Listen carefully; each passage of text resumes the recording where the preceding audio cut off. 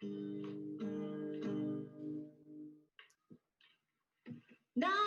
that your big eyes are finally open,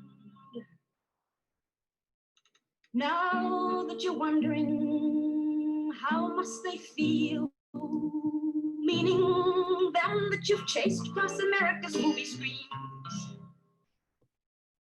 Now that you're wondering how can it be real that the ones you've called colorful, noble, and proud in your school propaganda, they starve in their splendor. You've asked for my comment, I simply will render. My country, 'tis of thy people you're dying. Now that the longhouses breed superstition, you force us to send our toddlers away to your schools where they're taught to despise their traditions, forbid them their languages, then further say that American history really began when Columbus set sail out of Europe, and stress that the nation of leeches that conquered this land are the biggest and bravest and boldest and best, and yet where in your history books is the tale of the genocide basic to this country's birth, of the preachers who lied, how the Bill of Rights failed, how a nation of patriots returned to their earth, and where will it tell us of the Liberty Bell as it rang with the thud over Kinslow mud, and the brave Uncle Sam in Alaska this year. My country, 'tis of thy people you're dying.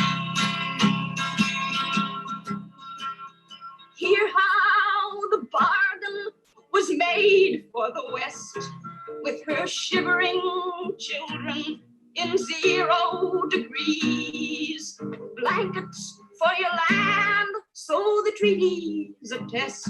Well, blankets for land is a bargain indeed, and the blankets were those Uncle Sam had collected from smallpox disease, dying soldiers that day, and the tribes were wiped out, and the history books censored. 100 years of your statesmen have felt it's better this way, yet a few of the conquered have somehow survived. Their blood runs the redder, though genes have been paled, from the Grand Canyon's caverns to Craven's sad hills. The wounded, the losers, the robbed sing their tale from Los Angeles County to upstate New York. The white nation fattens while others grow lean. The tricked and evicted, they know what I mean. My country, 'tis of thy people you're dying. The past, it just crumbled. The future just threatens. Our lifeblood is shut up in your chemical tanks, and now here you come, bill of sale in your hand, and surprise in your eyes that we're lacking in thanks for the blessings of civilization you've brought us, the lessons you've taught us, the ruin you've wrought us. Oh, see what our trust in America's bought us. My country, 'tis of thy people you're dying. Now that the pride of the sires received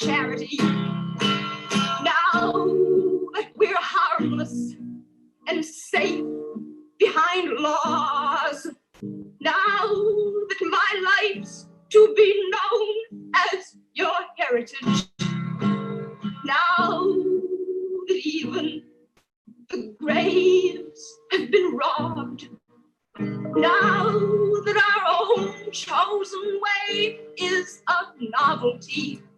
Hands on our hearts, we salute you, your victory. Choke on your blue, white, and scarlet hypocrisy, pitying the blindness for you've never seen of the eagles of war, whose wings lent you glory. They were never no more than carrion crows. Pushed the wrens from their nest, stole their eggs, changed their story. The mockingbird sings, it's all that she knows. Ah, what can I do? Say a powerless few with a lump in your throat and a tear in your eye. Can't you see that their poverty's profiting you? My heartbeat is all thy people who die. Welcome, everyone. Looks like we have a great turnout. I just want to go ahead and get started. I'll start by first doing the land acknowledgement. As we gather here today, we would like to acknowledge, honor, and celebrate the land and resources we are using to sustain ourselves at Nevada State College. We are upon sacred ancestral land of the Southern Paiute, Hualapai, and Chemehuevi people who continue to live and thrive all around Southern Nevada. During today's event, we ask all participants to thoughtfully reflect upon ways we as a society benefit from Native lands, how we treat Native people, and how we can strive to do better.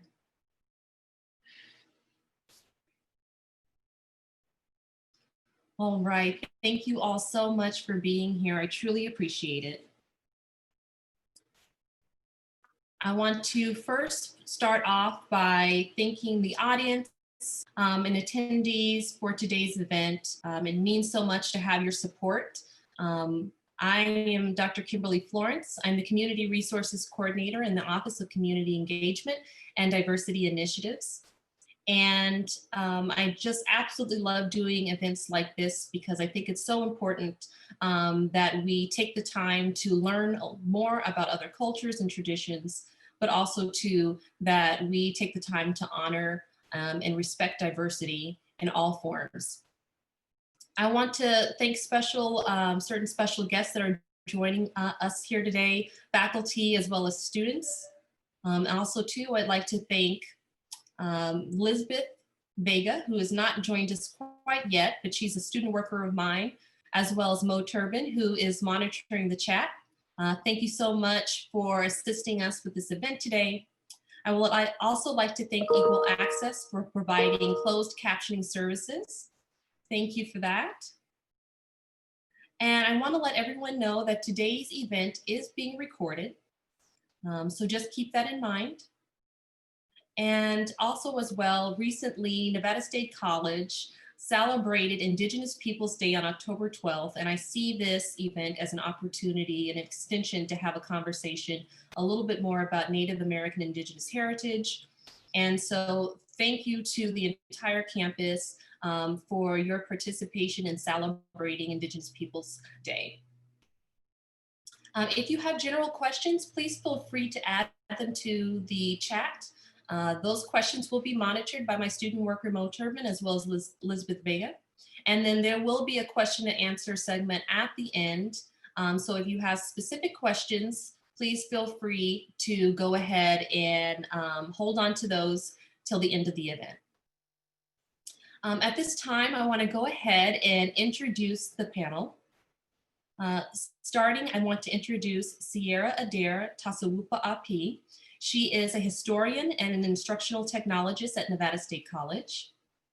I would also like to introduce Deborah Harry, Associate Professor of Gender, Race, and Identity at the University of Nevada, Reno, as well as Merton Running-Wolf, Assistant Professor of Race and Media at the University of Nevada, Reno, I also have joining us today Beverly Harry, Native American / Indigenous Peoples Community Organizer for Plan Nevada, and as well as Autumn Harry, Master's of Geography student at the University of Nevada, Reno.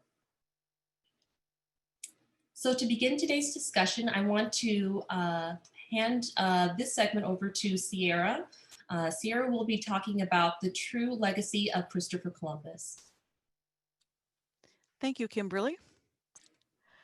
As long as Euro-Westerners ventured into the so-called New World, travelers' narratives, mostly highly innovative fictions, filled Euro-Westerners' minds and imaginations with notions of the barbarian other, living wild in a savage natural world.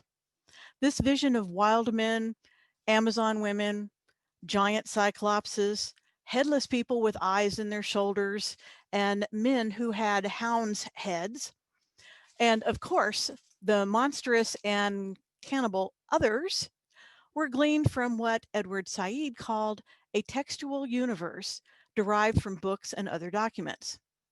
Long before Columbus set sail, he researched geographies, maps, and travel accounts. For example, he penned 70 notes in the margins of his copy of Marco Polo's book. And it wasn't until 3 centuries after Columbus's voyage that the travels of Sir John Mandeville, characterized by Benjamin Brodie as, quote, the single most popular European work of secular literature in the late medieval, early modern period, end quote, was finally exposed as a work of pure fiction. Readers such as Columbus took Mandeville at his word when he pronounced that the Pope in Rome had examined his manuscript and certified it to be true, especially since it reaffirmed that anyone who was not Western European and Christian was an inferior barbarian. After Columbus encountered the indigenous peoples in the so-called New World, he started the trend of applying this European textual universe to the Western Hemisphere. Thus, this creation of the savage other served as a means through which Euro-Westerners established concepts of the self as identified against the other. Those notions then intertwined with religious beliefs of good and evil and the hierarchy that placed white European males at the pinnacle of society and power. Of course, Columbus's overt mission was to seek out a new trade route to India. Covertly, the Spanish crown charged Columbus with a set of objectives that included taking possession of all lands he came across, promoting Catholicism, and most importantly, finding gold or other riches with which to finance the liberation of the Holy Lands. These goals drove both content and language in Columbus's log, especially when what he expected to find failed to meet the reality. When this occurred, Columbus resorted to 2 well-established literary tactics. First, Columbus exercised the literary strategy of what Wanda Pillow called enwhitening the indigenous population to lend a perception of growing closer to more civilized groups. Still adhering to Mandeville's prototypes, Columbus wrote in his log on October 11, the first people to greet him unashamedly went naked, and although generous with what they had, were very poor. These natives, quote, paint themselves black, although they are naturally the color of Canary Islanders, neither black nor white. By November 6th, however, the women Columbus encountered wore cotton garments that were large enough to cover their genitals. And the people, quote, are very good looking, not black, not very black, rather less so than the Canary Islanders, end quote.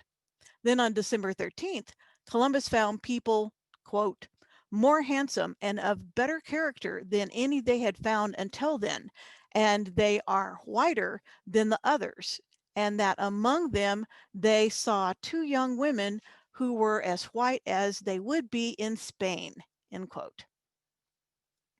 Second, Columbus created what B.W. Eeffe called, quote, an alternative reality beyond the horizon, end quote, in which every contact with the indigenous peoples put the expedition one step closer to reaching the Crown's objectives.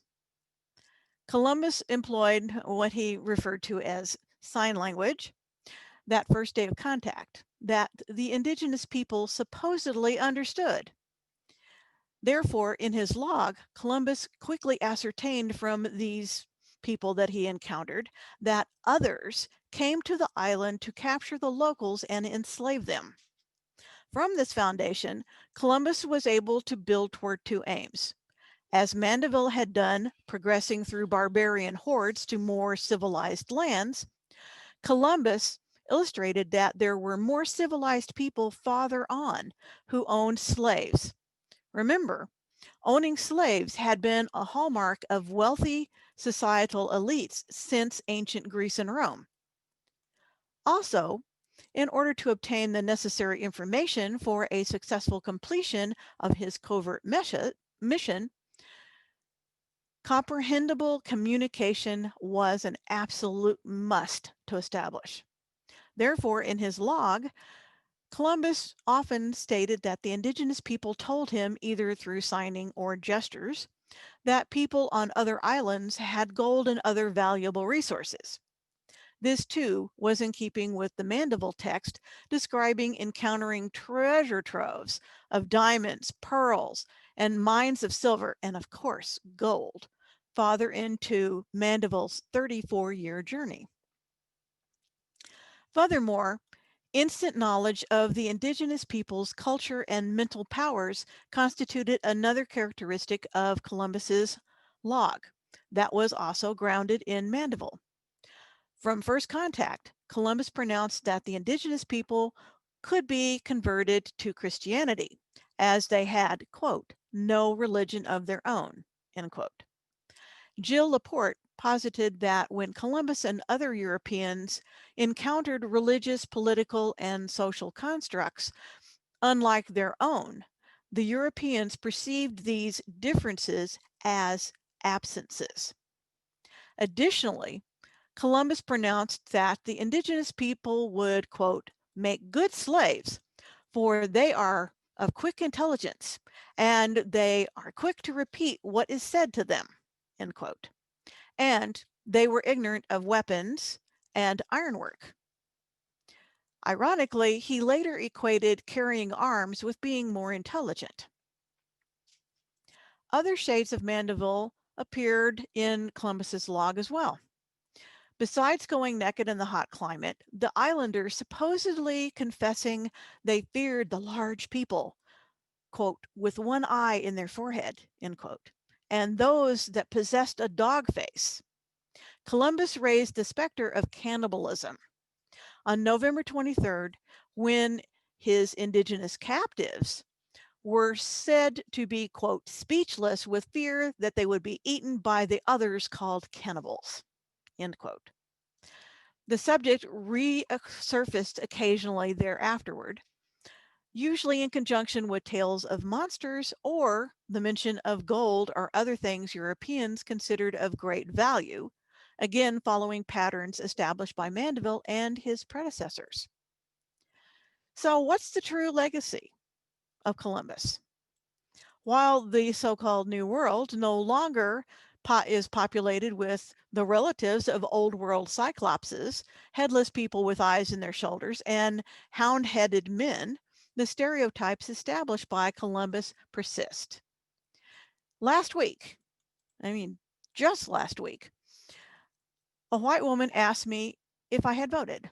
When I said yes, she immediately launched into this tirade about being a Christian immigrant to America and that there was absolutely no discrimination in this country. Earlier this year, another white woman insisted that she personally hadn't committed any of the acts executed against Indigenous people in America, and we should just get over it. That's a direct quote. Such pronouncements invalidate and undermine the lives and lived experiences of Indigenous peoples in America, not to mention what happened to our ancestors. Indigenous children are still subjected to Columbus as this explorer hero, while Indigenous peoples are either relegated to being benign sidekicks of the Pilgrims or the cold-blooded murderers of settlers and soldiers. Have you ever noticed the terminology? Indigenous people massacre when they try to protect their lands and families, whereas soldiers win battles and receive medals for their valor, killing unarmed Indigenous men, women, and children, such as what happened at Sand Creek, Big Hole, and Wounded Knee, to just name a few. Sadly, Columbus's legacy to this day is that Indigenous people are considered to be less intelligent, less educated, less capable, lazy mooches on the federal government, immoral, and violent. Yet, in juxtaposition, in federal prisons, the incarceration rates per capita of Indigenous peoples are 7 times higher than whites.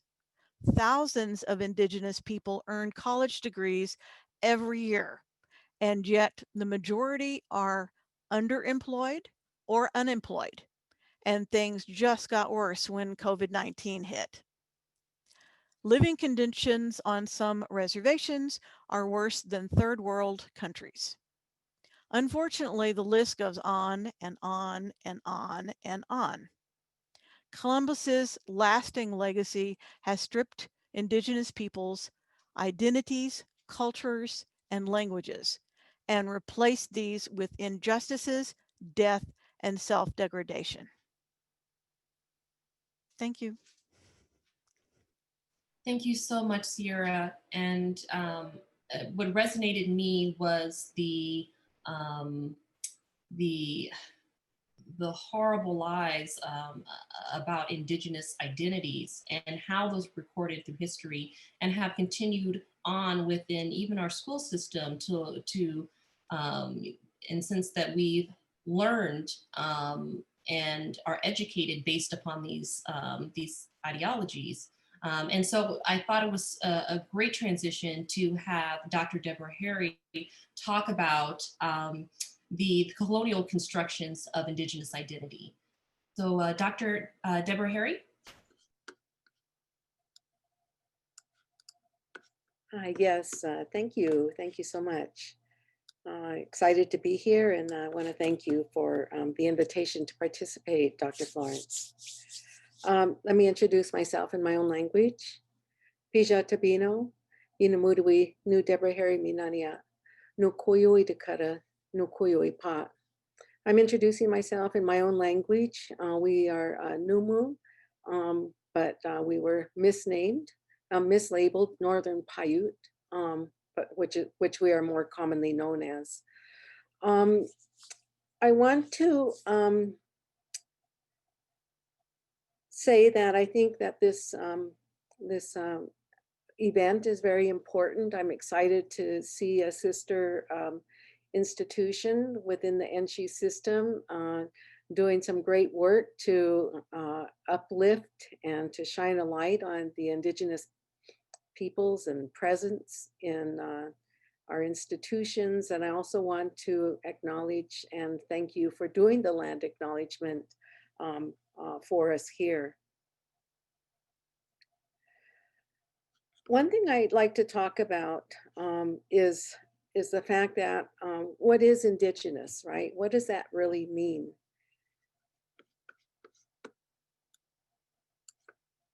Sorry, I'm just getting my notes together here. And for me, it's really important for our allies to really have a deep understanding of what does it mean to be Indigenous, because Indigenous peoples are not just a subsector or a minority within the American conglomerate, within the American framework. We are, of course, predate what we now know as America, which is a relatively young institution, by thousands and thousands of years. Indigenous peoples in our cosmologies in our stories about how the world came to be indicate that we were here in the beginning, in the very beginning of time. And our creation stories talk about how the world came to be, how the animals came to be. They talk about the fact that animals were here first before the people were, and that the animals are our elder relations. And so our relationship with the natural world isn't just some mystical, stereotype. It's a real facet of what it means to be Indigenous, to have deep ties to place, to um, deep ties and deep understanding and knowledge about the natural world around us, and our place in it, and our relationship to it, and also our responsibility to the natural world.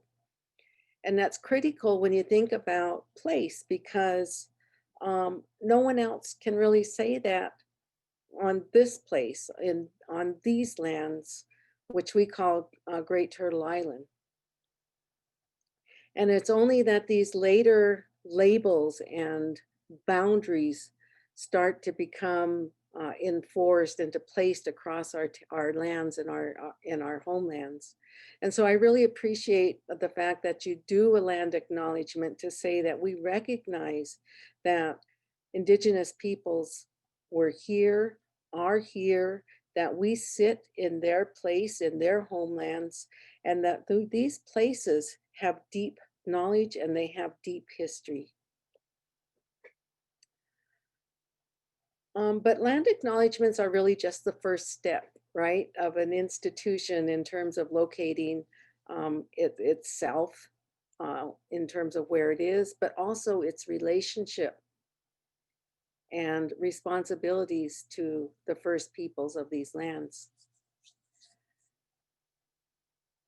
When we acknowledge our deep connections to these places, in our languages, in our prayers, in our ceremonies, in our events, it is not just a rote exercise. We're actually establishing a very deep connection to these places and to the waters and to the skies and to the stars above. And it evokes not just locality, but the spirituality that connects us to these places. The land, the animals know us, and they understand our prayers. And we are in fact connecting with the spirits of the place through our languages.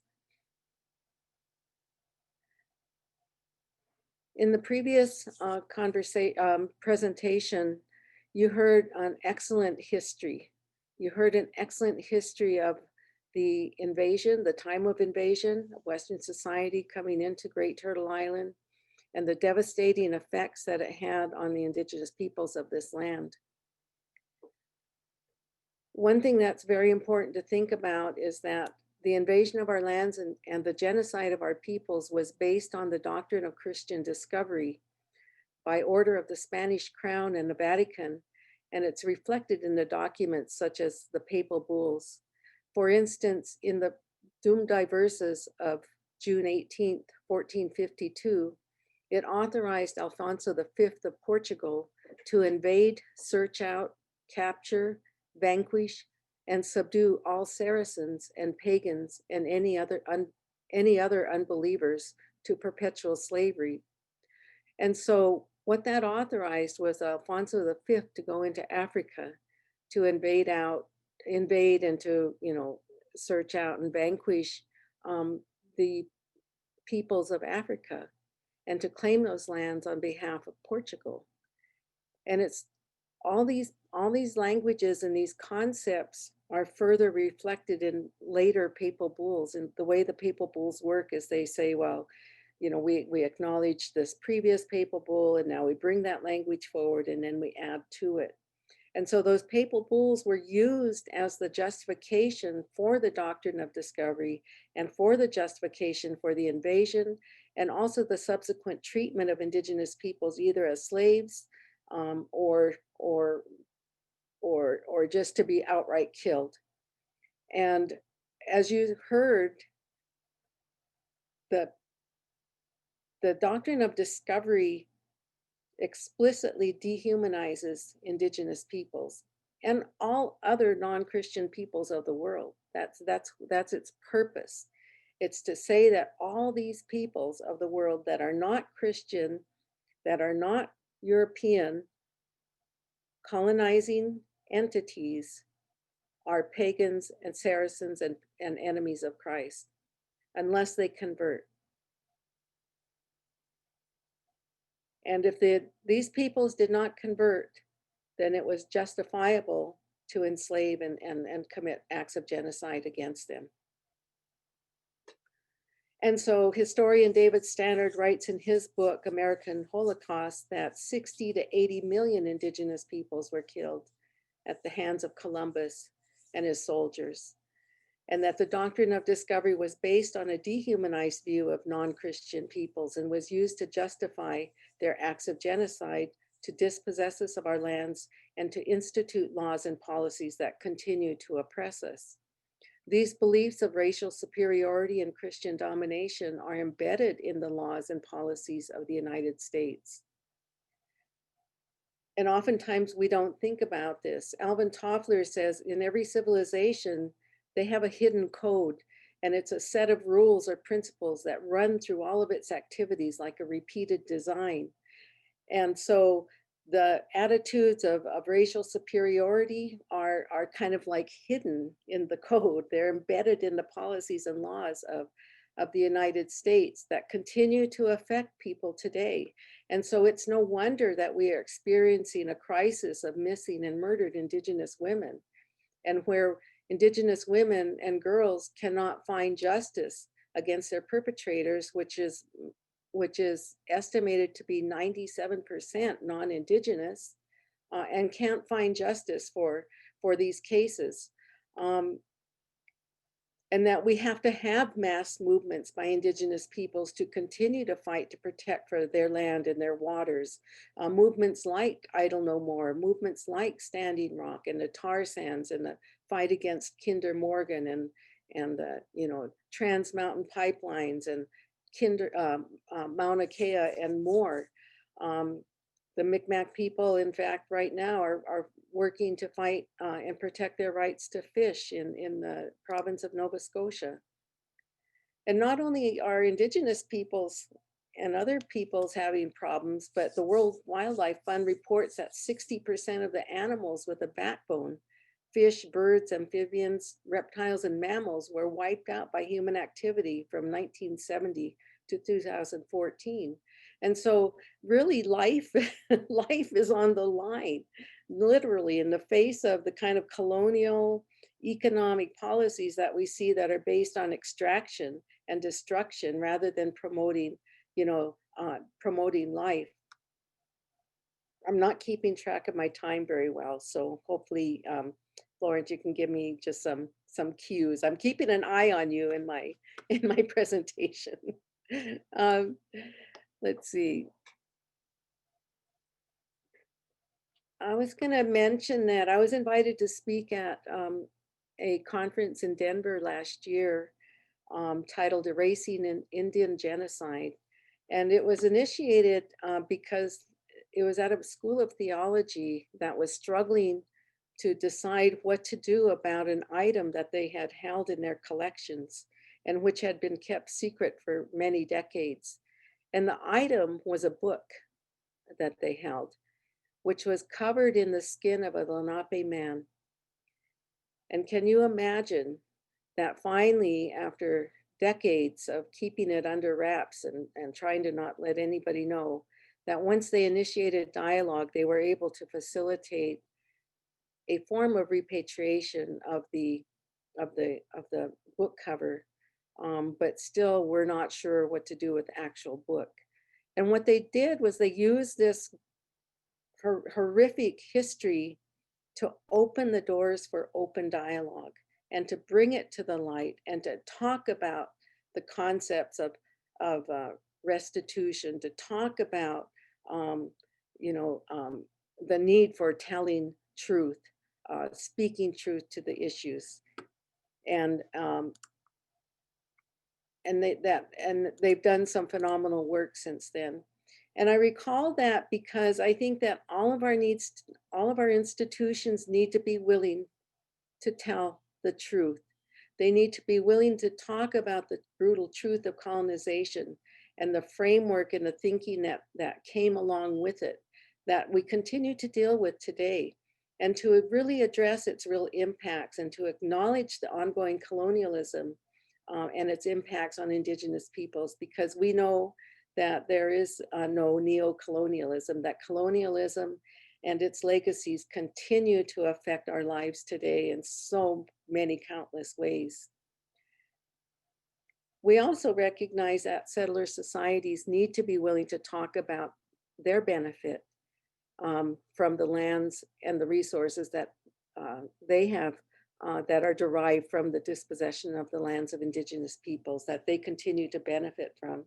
And we know within the NSHE system, at least at our institution, UNR is a primary beneficiary from the Morrill Act, which created the land grant status, as well as the endowment funds that were derived from lands taken from Indigenous peoples without consent or without any compensation.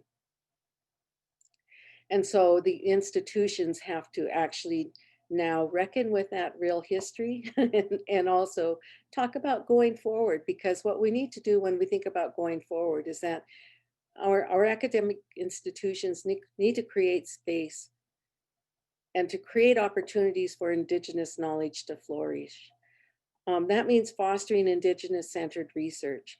It means facilitating research that's based on Indigenous research methodologies, so that rather than promoting hegemony, we would facilitate the proliferation of many knowledge systems in this world. Too often we're told that there's just one knowledge system that's preeminent, and we know that's not the truth.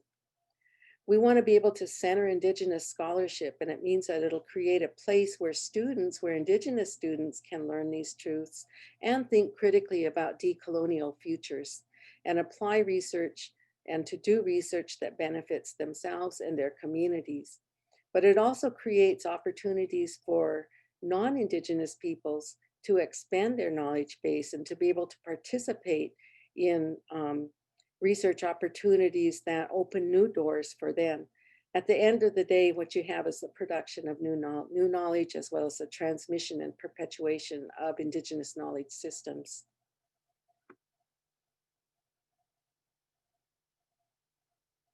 For our allies, I think we need a commitment to continue to have these honest discussions and to really work hard together to dismantle these systems of domination that continue to keep Indigenous students and peoples marginalized and other people of color marginalized and not able to participate to the full extent towards the realization of their own self-determination in the future.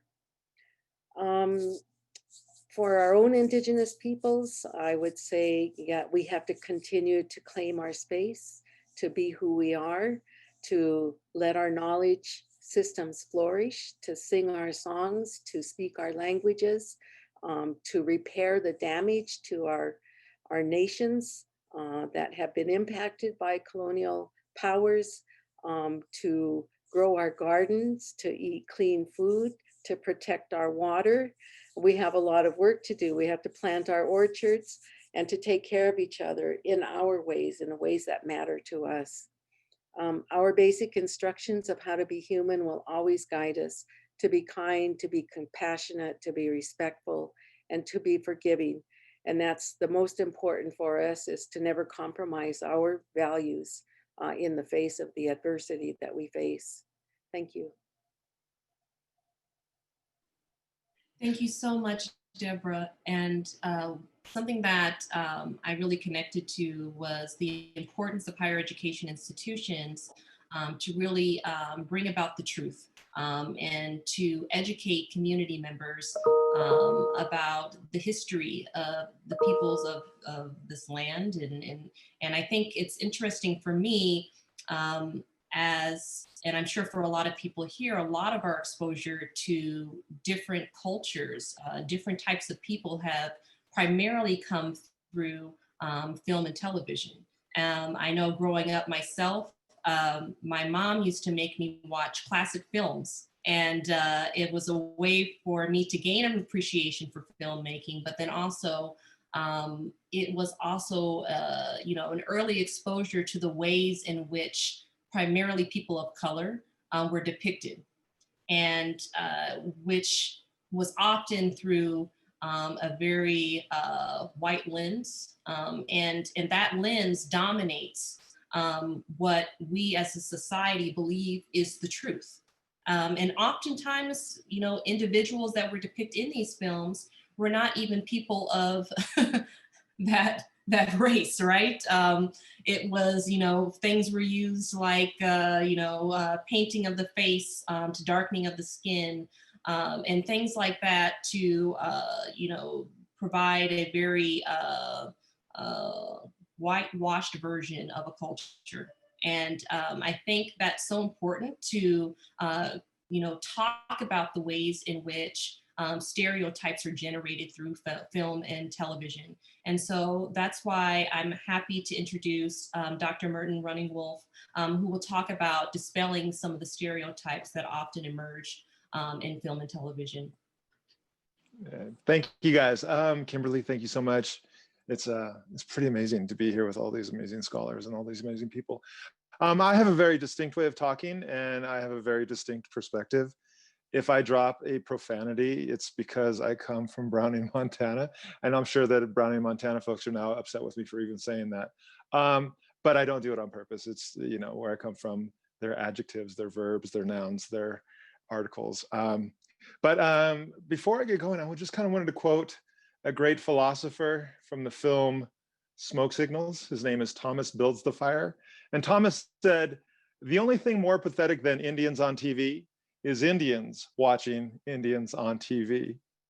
Now, before I unpack that, I actually want to introduce myself, because sometimes people are like, who the hell does he think he is? Here's who the hell I think I am.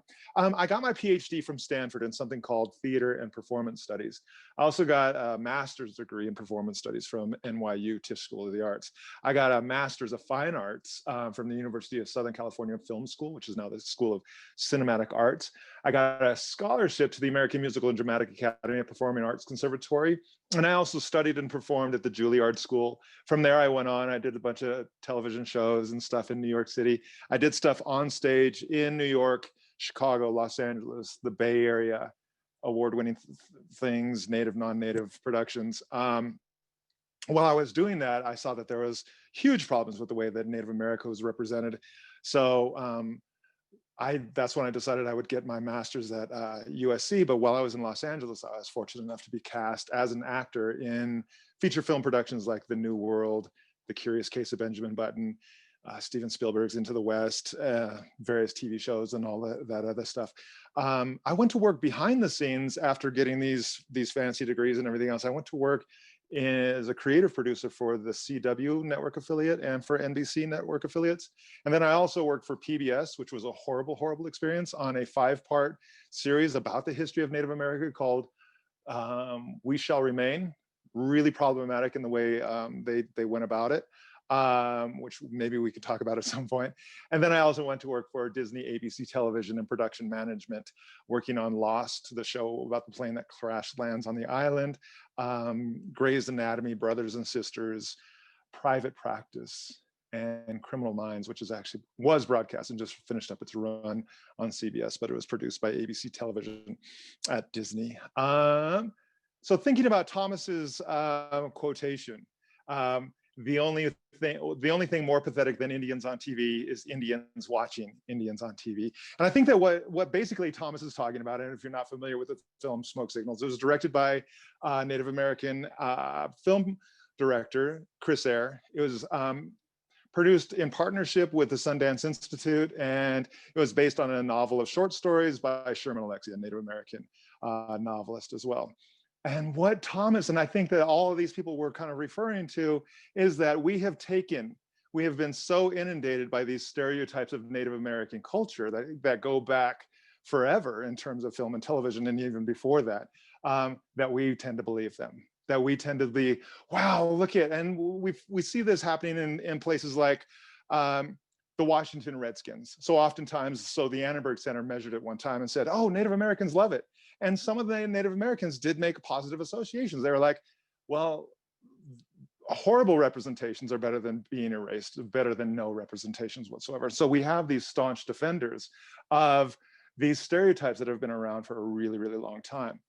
When we think about these stereotypes, I think that oftentimes in this kind of like pageantry of spectacle, we can start to think about what are we actually talking about when we're talking about these kind of like public performances of what Native American identity is. And oftentimes the Hollywood fantasy aligns really, really well and really strongly with the Buffalo Bill Wild West show, those imaginings of Native American livelihood and everything else. And the problem with the Buffalo Bill Wild West show is that they touted themselves as being authentic and accurate. And one of the reasons why they were saying that is because they actually would hire refugees of events like the Wounded Knee Massacre to be part of their shows. And they would actually, when they had a performance of the Buffalo Bill Wild West show in Chicago, they had the World's Fair, and they said, you can come here and you can interact with authentic Native Americans who were actually at Wounded Knee.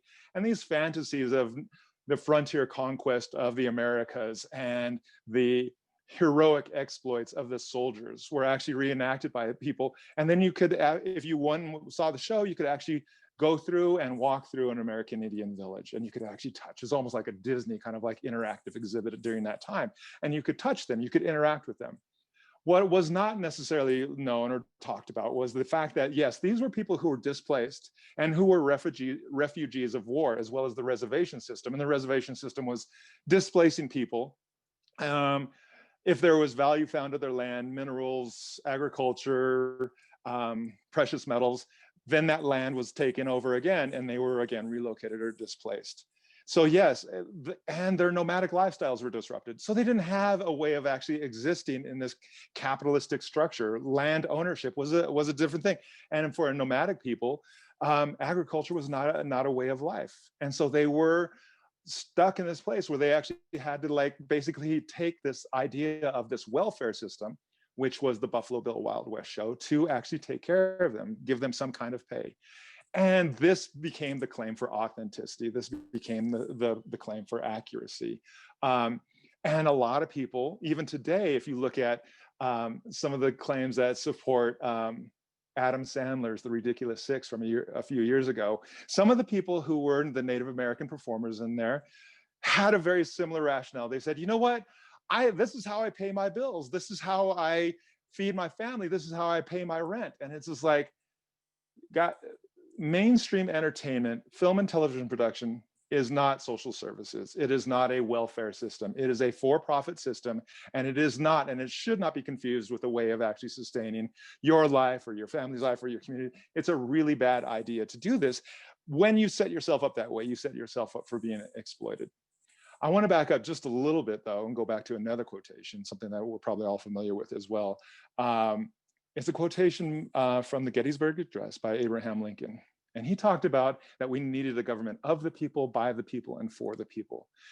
Of the people means that it actually has to do with, it concerns or it regards the population being governed. By the people means that it is authored by, it is controlled by, and is authorized by those who are governed. They have a say in the way that it's going to do it. For them, it benefits them. It benefits them economically, politically, and in terms of the national standing. And we know that mainstream media tells us what we can think about ourselves. It tells us also what to think about other people. And it also tells us how other people will see us. And it is our number two,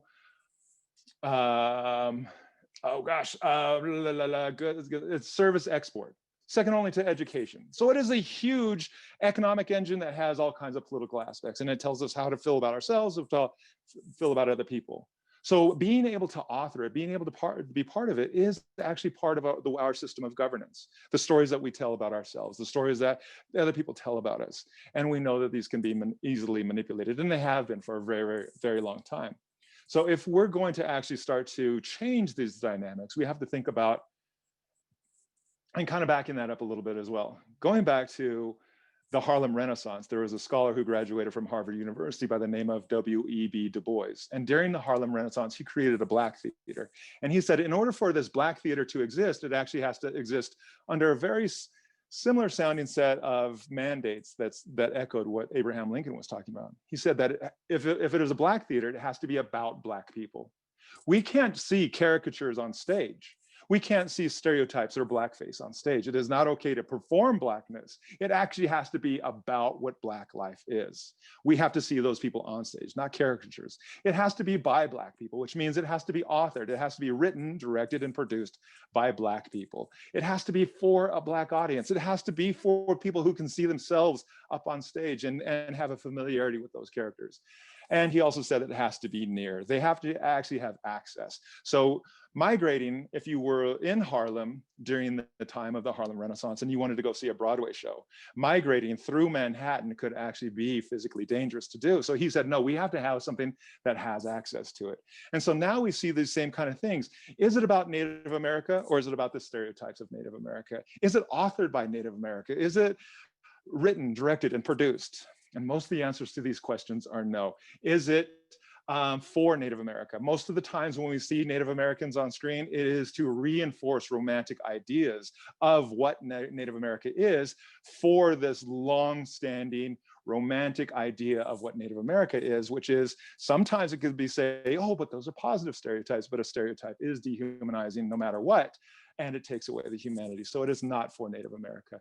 And is it accessible? When we think about the digital divide right now, our tribal lands are struggling in COVID time with getting water, with getting electricity, with having internet connection for schools. So the digital divide is very much in place, and we don't have access to these types of programs. And so we're missing the mark on all of these things. It's interesting also to think about, there's a theater in Hawaii, the Kumakuhua Theater, who actually has the same mandate as the Harlem Krigwa Players, which was, it has to be about the people of Hawaii, for the people of Hawaii, by the people of Hawaii, and near the people of Hawaii, but it's an island, so everything is near. And so we have the same idea that we have to have agency over these stories. Otherwise, we are simply at a place where we are given over to these stereotypes and the powers of these stereotypes. One of the main problems that we have right now, and you kind of pointed to this, Kimberly, which was we have a lot of people, your Johnny Depps, your Taylor Lautners, Elizabeth Warren, you have people who claim this weird sense of Native American identity, self-identified, which is a very complicated topic. But what I am more interested in is, are our tribal people actually having a voice heard? Are people who are enrolled tribal members actually part of this conversation? Because I think that there is a certain disconnect between people who go out and have manipulated for generations the idea of, oh, I'm Native American for personal gain. And we continue to see this over and over and over again. It is not only something that happens in the entertainment industry, but we also see this happening in politics and in education, sadly. And so we actually, it's not that, stop the presses or any of that. If you want to self-identify, that's fine. My idea, though, and what I look at is, what are we doing for our tribal communities? This is a very complicated and very messy issue. But when we look at some of the social ills that are happening, we can look at our tribal communities and say they need our help, especially when it comes to times like COVID and how we actually educate for tribal lands. And what are the connections? And Dr. Stephanie Freiberg has looked at this a lot. These types of representations, people are like, well, what's the big deal? Get over it, like somebody was saying already. Dr. Stephanie Freiberg found, and she researched things at Stanford, the University of Arizona, University of Michigan, and they found out when exposed to these stereotypes, even if there's positive associations, it destroys self-worth.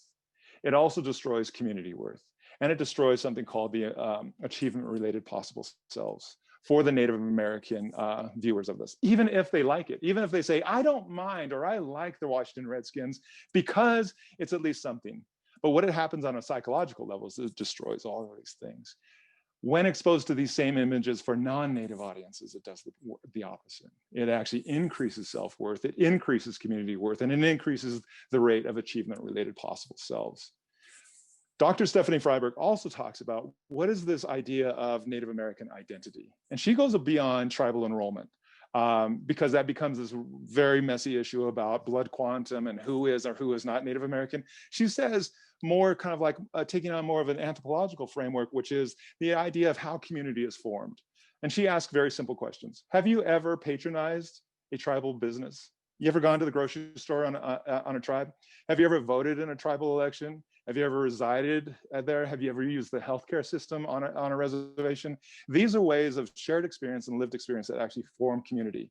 And so if we're going to have work that is authored by, that is about Native America, that it is for Native America, then we need to start moving away from the Hollywood self-identified Indian who exploits it for personal gain, which is a me attitude. It is about serving the self, and start to think about we. How do these productions actually go back to this idea of we, rather than perpetuating this narcissism that we seems to be spreading throughout American culture broadly. Is that it? That's it. I'm gonna shut up now. Thanks. Thank you, Murphy. That was really enlightening, and I think also too, when you tapped into education, I was so excited to have Autumn Harry here, who is a master's student at the University of Nevada, Reno, and so happy that her work is involved with indigenous mapping methods as well as restoration of indigenous names. So I want to go ahead and pass it over to Autumn Harry. Hi everyone. Hamu no Autumn Harry Minani no kuyu papananawe no kuyu Hi everyone. My name is Autumn Harry. I'm from the Pyramid Lake Paiute tribe, and I'm both Navajo and Paiute. And I'm a current graduate student at the University of Nevada, Reno, as Kimberly said, studying geography. And my research is based on indigenous place names, and I think Dr. Harry did a really great job talking about our connection to the land. And, you know, here at Pyramid Lake, our people are known as the Kuyui Takata, which is the Kiwi eaters. And our Kiwi are actually an endemic suckerfish species that our people have relied on for thousands of years, along with our Lahang cutthroat trout. And so our people are place-based peoples. We've been here for thousands of years, and you know, our people are connected to the waters, to the mountains, and really, you know, to this watershed. And so I kind of want to talk about how I began, you know, my journey into this research. And it actually started back in 2018. I was fortunate enough to be asked to go with Indigenous Women Hike. And I don't know if you've heard of them or not, but Indigenous Women Hike is founded by my good friend, Jolie Varela. And she actually invited me to hike the Numapoyo with her and other Indigenous women back in the summer of 2018. And the Numapoyo is the People's Road or the People's Trail in our language in Paiute, but it's also known as the John Muir Trail. And so we do not refer to it as the JMT or the John Muir Trail. We call it the Numapoyo. And so back in 2018, we actually backpacked and hiked a total of 190 miles over the course of 22 days.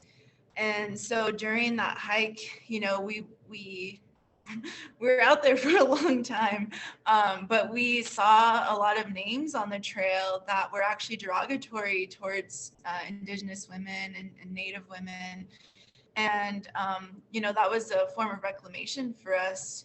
And so, yeah, we hiked the trail in 2018 and actually summited Tumangaya, also known as Mount Whitney, at the very end.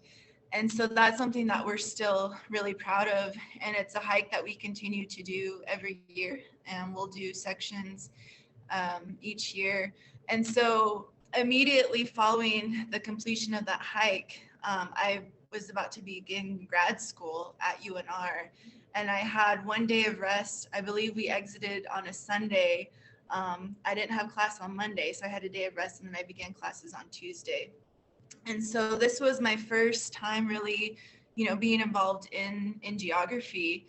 And when I entered the program, I wasn't sure what I wanted to study. And I actually thought I was going to do, you know, more water-based research, looking at water quality and you know, trying to think about how my research could benefit my community. And I started thinking more about geography and just our hike that we had gone on and completed. And you know, a lot of people are familiar with the Numapoyo, right? As the JMT. People from all over the world travel to the Sierras to hike that trail. And a big part of, you know, the work that we did on the trail was actually educating people along the trail and letting them know the name that we call it, because a lot of people aren't aware of that racist history with John Muir and aren't aware about, you know, colonization and the fact that natives, you know, were actually displaced, and there was a genocide that happened within the Sierras by removing, you know, indigenous peoples from Yosemite, also known as Awani, and all of these different areas so that national parks could be created. So a lot of people aren't aware of that history. So we would take the time to talk to other hikers and let them know, you know, why we were calling it the Numapoyo. And so when I returned home and I was trying to think about my own research, I started thinking about, you know, names here at Pyramid Lake and realizing that when you look at our maps, you know, there's still a lot of English words that dominate our maps. And so I got to thinking and learning that, you know, a lot of our names haven't been retained. And so that's sort of where my research stems. And I'm interested in understanding how certain names have been retained over time, because we do still have our Paiute place names. And some of them are lost at the moment, and we're trying to find them. I don't want to say that they're completely gone, but we're still searching for some of those names. And so part of my research is really just understanding how some of these names have been passed down through generations, through families, and understanding that we have this, you know, great knowledge system, that we have been able to retain a lot of our Paiute place names. And so what I'm really interested in is looking at Indigenous mapping methods and seeing how other Indigenous geographers have actually done similar research within their own homelands and in their communities. And it got me thinking about the major mapping platforms that we use. I think a lot of us use Google Maps or MapQuest. And, you know, when you look at these maps, you're not seeing Indigenous peoples represented at all. And I think, you know, especially in these larger urban areas, you're not seeing Indigenous peoples represented. And so it really got me thinking about just the power, you know, that lies within maps, and how maps actually lie and try to tell their own history, their own colonial history. And so there's a huge part of our peoples that have been erased from modern day maps. And so my research is trying to understand how we can make our people visible again. And, you know, inform people that our peoples, you know, this is still our territory. These are our territories. These are the lands that our people have cared for thousands of years. And we have, you know, younger generations who are still here, who are doing the work, you know, who are students, who are trying to make sure that our histories aren't forgotten. And so I think it's really important, you know, for me as a young person as well, it's to understand, you know, that we do have this documentation systems. And yeah, I'm really excited to see where my research leads. I'm still, I still have a lot of work to do, but I'm you know, looking forward to what I can find. And I would just encourage, you know, everyone, no matter where you are, to think about the original peoples of the lands in which you live on. And you know, I'm always so grateful for those land acknowledgements, Kimberly, because it does make people think. And I hope it makes people think more critically about the land that they're on, the peoples who have had, you know, who have had to be removed from those lands in order for these big cities and urban landscapes to develop. And just remember that, you know, our communities are still very much connected to these areas, and we're still doing a lot of work to ensure that our people and our future generations can also have that connection. So I just encourage you to think about the land that you're on, and also really be critical about, you know, some of these names as well that you see on maps. I think, you know, within Nevada, I think about names like McCarran and Reno and Carson, and, you know, just thinking about these public figures, these men, and the people that they actually represent, and realizing how, you know, how many of our towns and cities and counties and airports are named after these people. And so it's, you know, it's really important that we think about who those names represent. And you know, it all there's a lot of work being done around this, and I think that this is a critical time to do this work, you know, when we're thinking about just the racist history in general, with the United States. And, you know, there's racist statues that are coming down, and there's names that have already and are in the process of being changed. And so a current example is Jefferson Davis Peak in the Great Basin National Park. What was known as Jefferson Davis Peak, who is a known Confederate slave owner, you know, has a really has a racist history against Black people and people of color. The state of Nevada is actually in the process of changing that to Doso Doyabi, which in Western Shoshone means White Mountain. And so that's a critical step that's happening. And even more recently, and for the purpose of this panel event, I will say the name, but just know that it's a derogatory term used against Indigenous and Native women, which is, you know, Squaw Valley Resort. The S word is derogatory, and I don't like to use it, but that's also in the process of being changed, and it will be changed in next year in 2021. And so it's also important to think about that name in itself with this resort. That valley was actually changed to Olympic Valley several years ago, but the resort itself maintained that derogatory name because it was profiting from that name, and it was selling merchandise and, you know, selling ski lift tickets and profiting off that name. And so the people within the Truckee Meadows area, you know, Indigenous women who live here in the Truckee Meadows, Northern Nevada area, have had to hear that name referenced over and over again, because it is tied to that resort.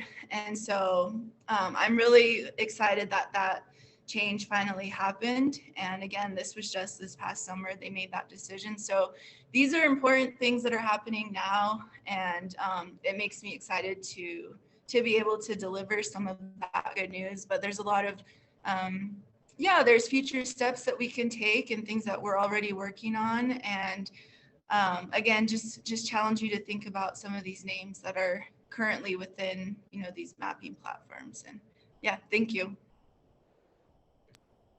Thank you so much, Autumn. And as you were talking about that, I was thinking about the importance of doing much more than just a land acknowledgement, that's sort of just the beginning of the work that needs to be done. And as a higher education institution, I think that there is additional work that needs to be done in terms of supporting Native American Indigenous students on our campus, in ways that we can show that support in terms of recruitment opportunities as well. So I want to now move the presentation over to Beverly Harry.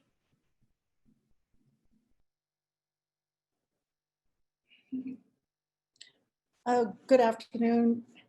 I want to begin by thanking Kimberly Florence for steering the Nevada State College on a subject we should be talking about every day. Last month, several colleges in the University of Nevada at Reno proclaimed Indigenous Peoples Day and took an initiative to do better for Indigenous people. We all must be proud of the progress we are all making, but I do feel we do need to do this work with more meaning and for the purpose of elevating Indigenous people to their full potential. My name is Beverly Harry, and I am the Native Community Organizer under the Progressive Leadership Alliance of Nevada.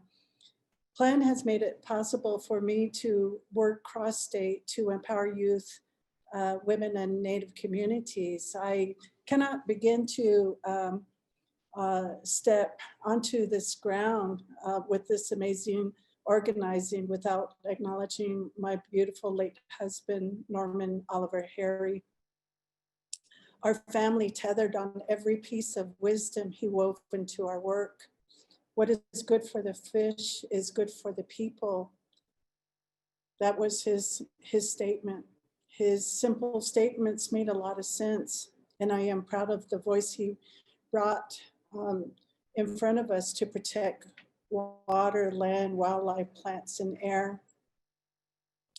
Norm helped guide Autumn and I and others to succeed. And so I'm really happy to acknowledge him for all of his work that he brought forth. But we all know that an enormous part of the protection of our world begins with Indigenous knowledge. There's the Indigenous world that most people will never get to understand, or they don't know how to begin respecting cultures because Western education has erected its own education as the most important. But I think it's important how Indigenous people can teach and present an amazing perspective of their world to people that want to learn. So I grew up on the Navajo reservation near Loop, Arizona. I went to high school in Flagstaff, Arizona. Most of the early knowledge I still use from my childhood is learning my traditional knowledge and learning to understand the Navajo language from my grandmother, Dorothy A. Cody. Her teachings were directed on conserving energy, minimizing waste, preserving food naturally, conserving water, minimizing mold, and preparing for the next harvest season. My grandmother worked hard and rested very little. She spent many hours a day at the cornfield planting corn, squash, and melons. We continue to process these foods. We would continue to process these foods throughout the summer and fall time. In the winter, she would tell us to go out and grab a melon to eat in the shack, deep in the cottonwood leaves, and near the dried corn stalks in the arbor, we could find whole melons to eat, and they were crisp as they were picked in the summer. On the weekends, my sister and I would be tasked with removing all of the corn on the cob and placing the corns into bags for grinding. This was one of the greatest memories that I had with my grandmother of eating white, yellow, pink, and burnt orange colored watermelon.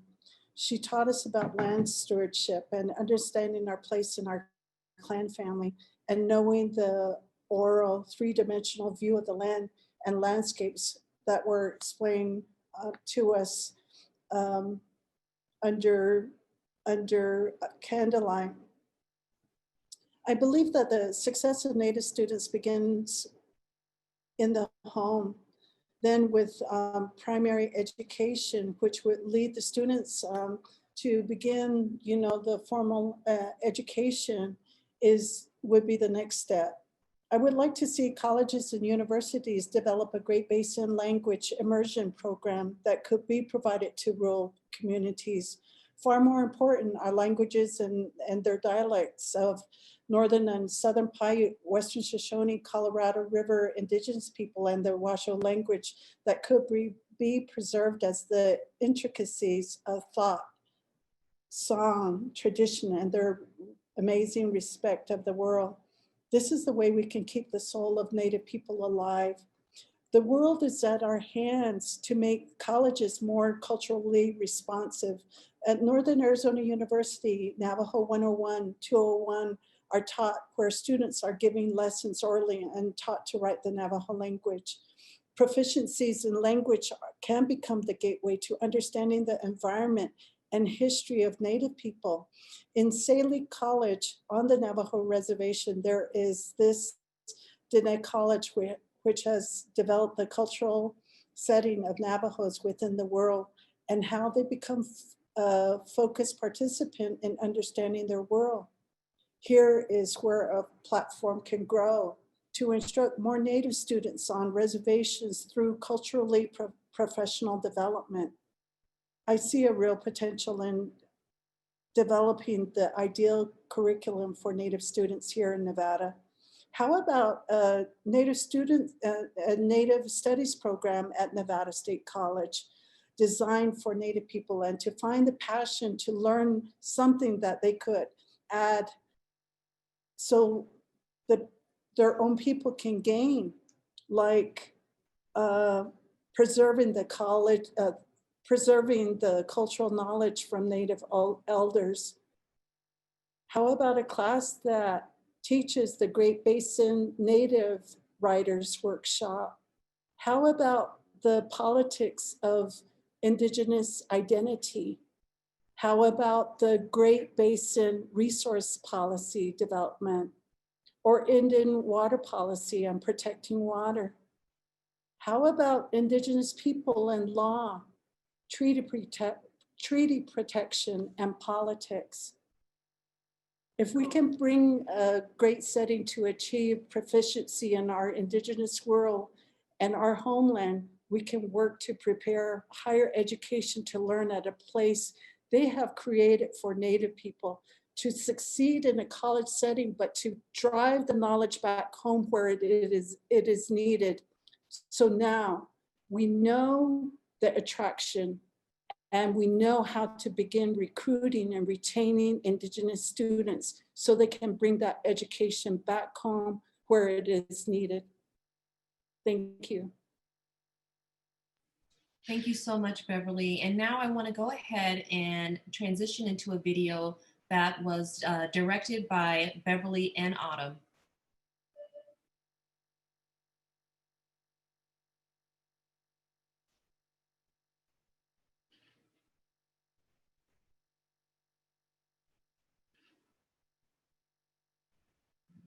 Hello, my name is Dr. Kimberly Florence. I am the Community Resources Coordinator here at Nevada State College, and I work in the Office of Community Engagement and Diversity Initiatives.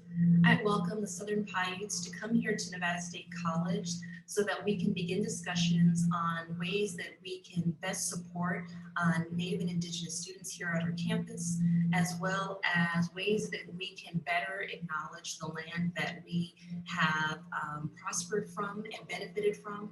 So please, we welcome you, and we want you to be a part of our Scorpion family.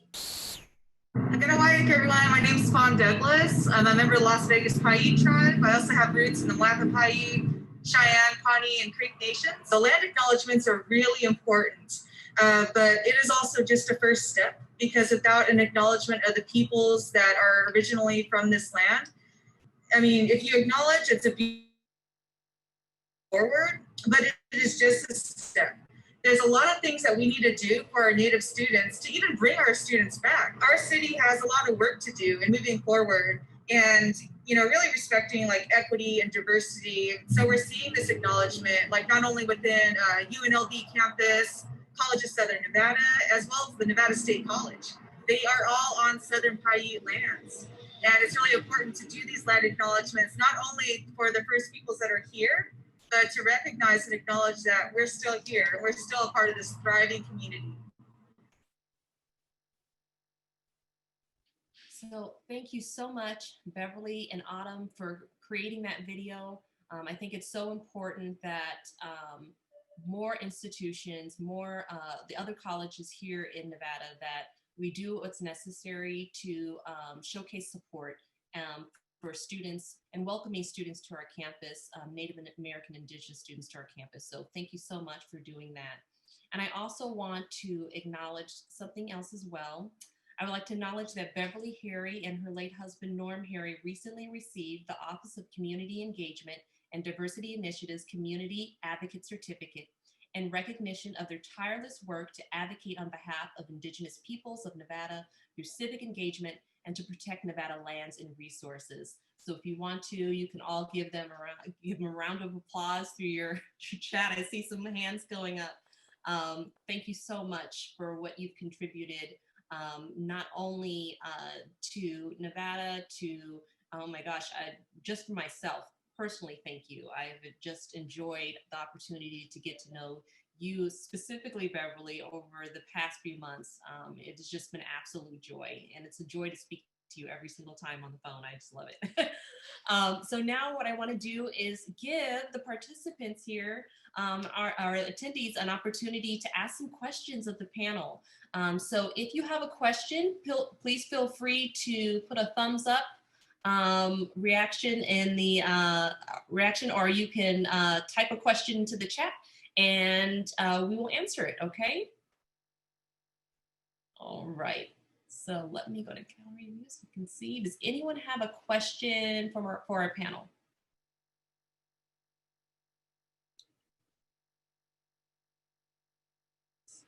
Oh, we've got one from Giselle. Please feel free to unmute yourself.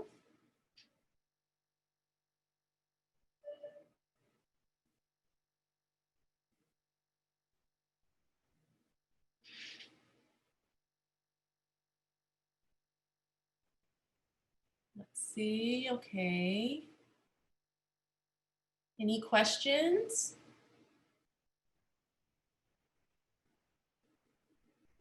Okay. Don't be shy, everyone. We're all friends here. Let's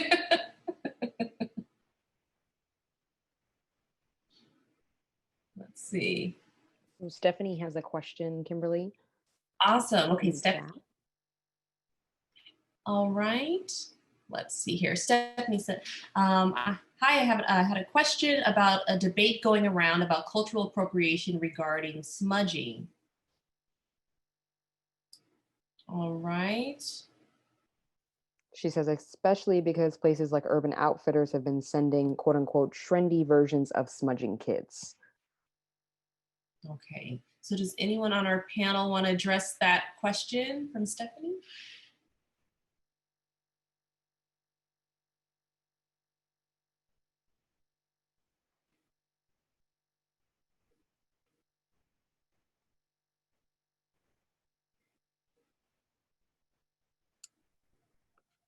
I'll say a few words. I would say, please read Robin Kimmerer. She's a Potawatomi scholar. Her book, one of her books is called The Honorable Harvest. And she talks about relationships to plants, and how to do that in a respectful manner. And so I would say look for guidance from her in her book. You know, we can't tell you what you can and can't do, but do you know what you're doing? Do you know how to properly harvest, how to properly prepare, when to harvest, how to give back, because it should be an act of reciprocity. Do you really understand the nature of the medicine that you're attempting to use? So it does fit in with cultural appropriation if you're doing it to mimic and to pretend, and cultural appropriation is not the way to go, right? Thank you, Deborah. Okay, so Giselle has a question in the chat.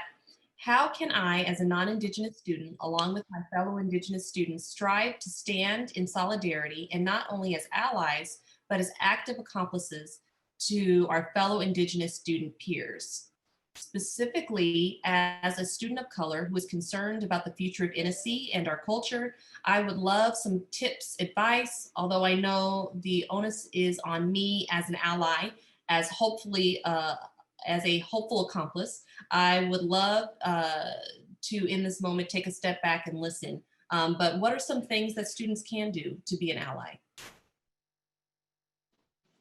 I think that one of the things, Robin, oh gosh, I forget her name. She wrote White Privilege. I forget her name. It's like right there. I have her book right there, White Fragility. Sorry about that. Robin D'Angelo, there it is. What she talks about is like, the first step is to ask yourself why. Why are you asking this question at this time? And that's a really, really important question to wrestle with, is like, why not last year? Why not 2 years ago? Why not 5 years ago? Why not last decade? What's going on in this moment with you to where you are motivated to start to ask this question? What is it that I can do to be an ally? And to really kind of like start off with the idea of also thinking about to change the paradigm of oppression and colonization, we really have to do some internal work first. And I think that there are many places that we've, during the Black Lives Matter movement, where we have people who are starting to ask about this idea of white fragility and white privilege. And there is a program that was actually created in Missouri following the riots and everything else that happened there a few years ago, that is based on witnessing whiteness. And witnessing whiteness, the program that they're using, actually looks more like a 12-step program. And they think of white fragility and white privilege as an internalized addiction to that status.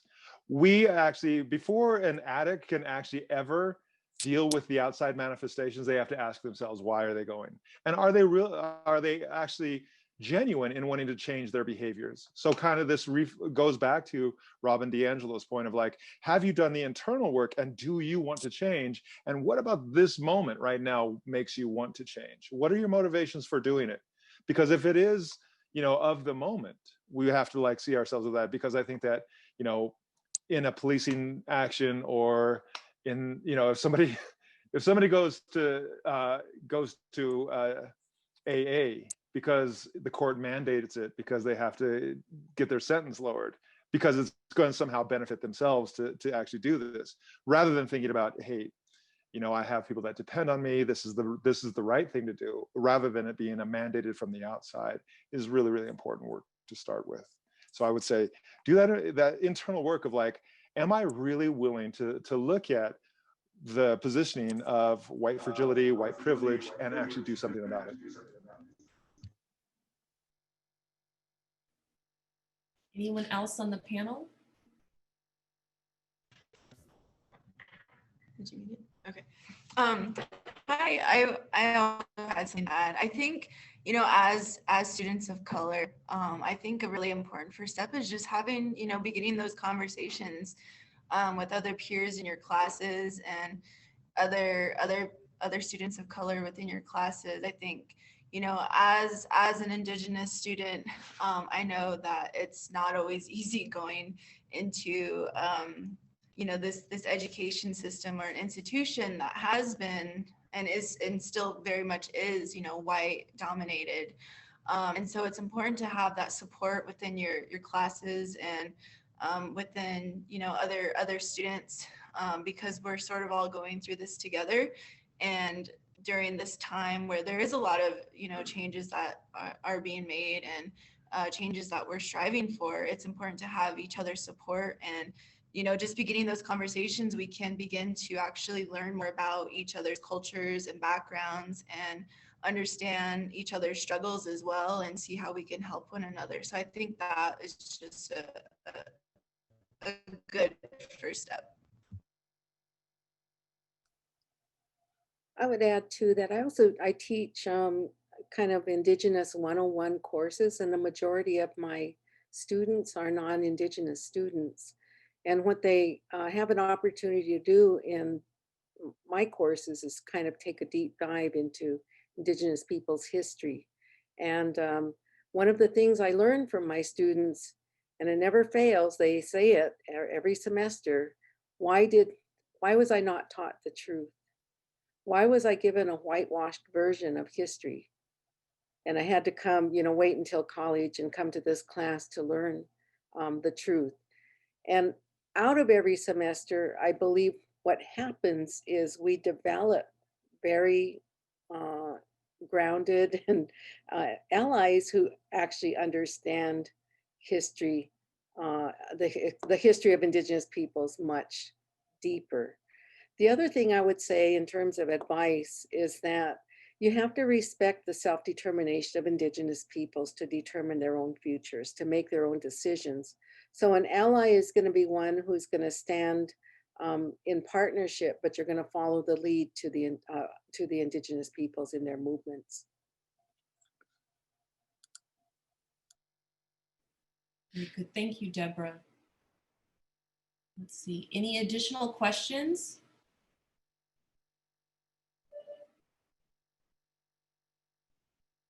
All right, Dr. Palvu?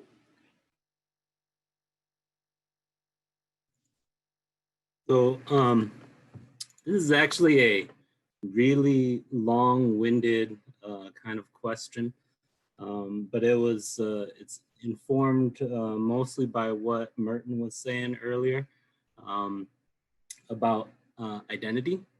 And so I know that many years ago, I was struggling with trying to figure out, okay, with regards to Native peoples, am I supposed to use the label of Native American or American Indian? And that was when I was still an undergrad. And in the course, it was about American Indians, but yet sometimes the instructor would say Native American instead.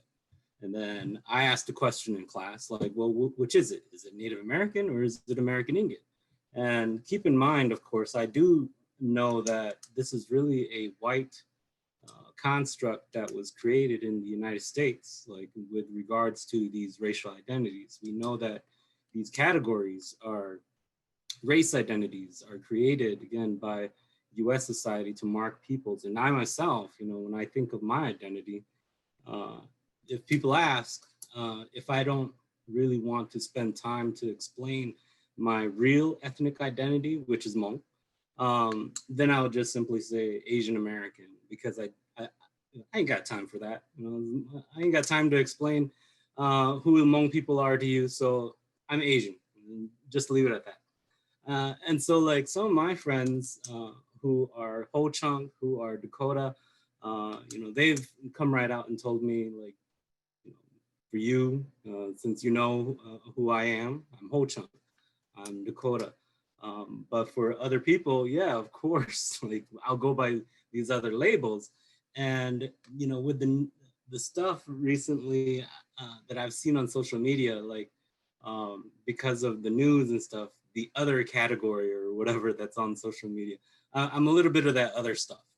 And so I was wondering if the panelists could speak a little bit about these identities, whether we're talking about your own tribal identities that, when politics talk about that, oh, a little bit of that other stuff. Like, well, when I think about that's like making your group even more invisible, because that's the way I think about my own identity. Like that my identity matters less, because like I might be Asian, but dude, nobody knows anything about Hmong people. Like very rarely do people know anything. And so like for me, I feel like my identity is constantly being erased to where my own personal identity doesn't even matter anymore. And so if y'all can speak to that a bit about like identity, like what you prefer, and maybe perhaps like when you see stuff like that, what are your thoughts in general with regards to identity?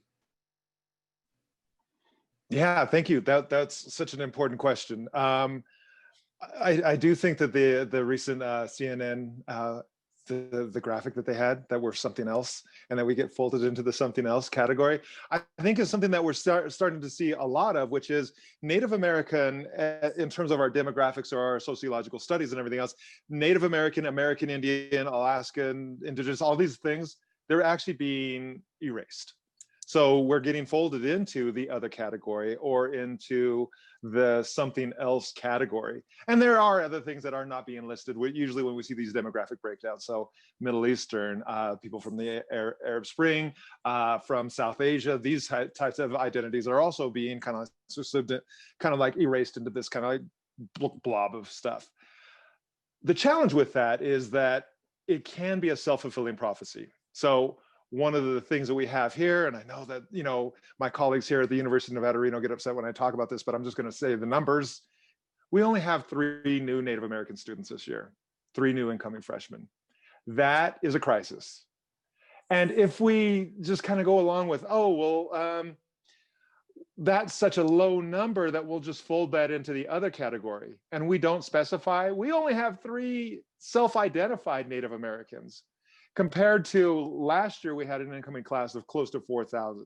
So the demographics on that, we should be closer to 100 Native American students every year that are coming into our university. We should be graduating, according to just normal graduation rates, we should be graduating about 60 Native American graduates every year. We're nowhere close to those things. My personal preference is that you do take the time and the effort to understand the difference between I am Blackfeet in Wasco, Blackfeet from Montana, Wasco from Oregon, the Warm Springs, Oregon area. Really, really important, and it really, really does matter. But to start off with, we do have the idea of what is Indigenous, what is the difference between an American Indian, Native American, First Nations, which is how many Canadian Indigenous people want to kind of like think about themselves. So we have all these different ways of thinking about it. I think what is important is that we don't just blow it off because it's not fun to think about, or that it's more convenient just to be like, nah, you're all Indians. That we know that, and I get that right now to this day. Oh, you're just an Indian, just knock it off. So I think that for me personally, take the time to understand the difference in terms of like the 560 some odd different federally recognized tribes, that they all do have their own unique cultures, their languages, belief systems, and everything else. It's the difference between being Portugal and Spanish and French, right? All kind of like part of the same landmass and everything else and stuff, but very, very different. And so actually acknowledging that is super important. However, I do think that there is something about coming together to form a critical mass and say, we need to have more solidarity, because right now, I do believe that one of the legacies of the boarding school system of assimilation is to go more and more toward the idea of me, the individual, the narcissism that we see spreading and everything else and stuff, and the self-promotion in a consumer and capitalistic society of the individual over the idea of community and we. And so we have to like start to think more and more about, for me, and I think that this goes also to the idea of what Deb was talking about in terms of the way that we take care of the land. If we start thinking more about we, and that this is a shared place, we'll start taking better care of it, because it's not just about me and whether or not I have a clear drive to work today. It's about actually saying, no, we share a community here, and we have to take care of each other and this place in order for us to be able to survive. And I do agree with what Deb said. It is survival. I want to add a little bit to that as well, or maybe even take a different take on your question, because we're talking about the power of naming, right? And the power of naming has very deep roots. And I'm going to go all the way back to, Columbus again, and to say, and to quote a little bit from the amazing work of Puerto Rican scholar Luis Rivera. In his book, A Violent Evangelism, he actually speaks about this. He says that the principal sign of the discovery as expropriation is the next act of Columbus, which is to name the newfound lands. To name is an attribute of dominion. In Columbus's case, the island had pagan names, therefore they had to be baptized and Christianed. The act of naming, it has a hidden meaning, potentially sinister. It implies an expropriation, the denial of the present inhabitants' authority to name the land they inhabit, and as a result, to possess it. That renaming, relabeling, also has been used against Indigenous peoples and other peoples of color, because it's an attempt to deny our authority to name ourselves. Okay, that's where the concept of terra nullius comes from. The idea that you can go to a land that's full of people, but they're not really fully human. And so the land is not inhabited by Christian humans, right? So it's a really powerful and I think a deep, deep concept to think about the power of naming. And that's why the work that Autumn and other geographers are doing to reclaim place names and people's names and original names is so powerful and so important, because it's an actual decolonizing act of an indigenous centered act of research, and it restores the original place names of where we are and who we are. And it's really, really important to keep doing that. And yes, and to build on that idea, so the idea of saying, and just being dismissive about it and saying you're Indians, again, this is a demonstration of power and dominion that actually is a very violent act. The idea of saying the Washington Redskins, for Dan Snyder to say, it doesn't matter what any Native American says, put it all in caps, I don't care. That is an expression of power and suppression. And it actually carries a lot of violence and a lot of damage to it. But we kind of, part of the violence is also remaining silent about it and saying, well, we're just going to go along with this now. That actually also is a violent act as well, because you're allowing this type of oppression to continue on. I bet it. I'd like to add on this and build a little bit. The term Indians it's a label. It's a celebration of Columbus's miscalculation that led to misidentifying and homogenizing the indigenous peoples. And that act of homogenizing all of us into this blanket term of Indian really does erase all of our cultures, heritage, language, customs, traditions, everything, and lumps us all into we're this one group that has one language, one religious belief, one way of doing things, and that dehumanizes all of us. And I would add, if we use the term America, one of my good friends, Steve Newcomb, he's a Lenape historian and scholar, studies Latin. And he tells me that the actual meaning of the word ama and rica, America, actually means the love of riches. So it's not a name that we'd likely claim for ourselves. Very good. And then also there was a question from Becky, Deborah. Could you repeat the name of the book that you quoted from? Sure, that's Luis Rivera, A Violent Evangelism, The Politics and Religious Conquest of the Americas. Okay. Are there any other additional books that you all would recommend that could possibly be used in the classroom setting?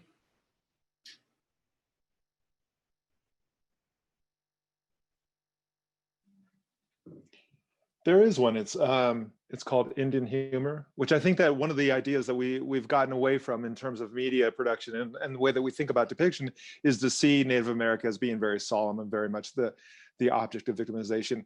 We know that the Heyoka, people like lame deer and black elk, they actually used humor in a very critical way that actually preserved their culture, it preserved their religion, it actually preserved the spirit of their people. Humor was also used to test social boundaries. And I think, especially during this time of what people are calling call-out culture or cancel culture, it's really, really important to think critically about how humor has been used historically, and that the trickster figure in kind of like Euro-American lore and literature, we actually had an embodied practice of this. They were called sacred clowns, the Heyoka, or the funny man, or the backwards people, the contrarian.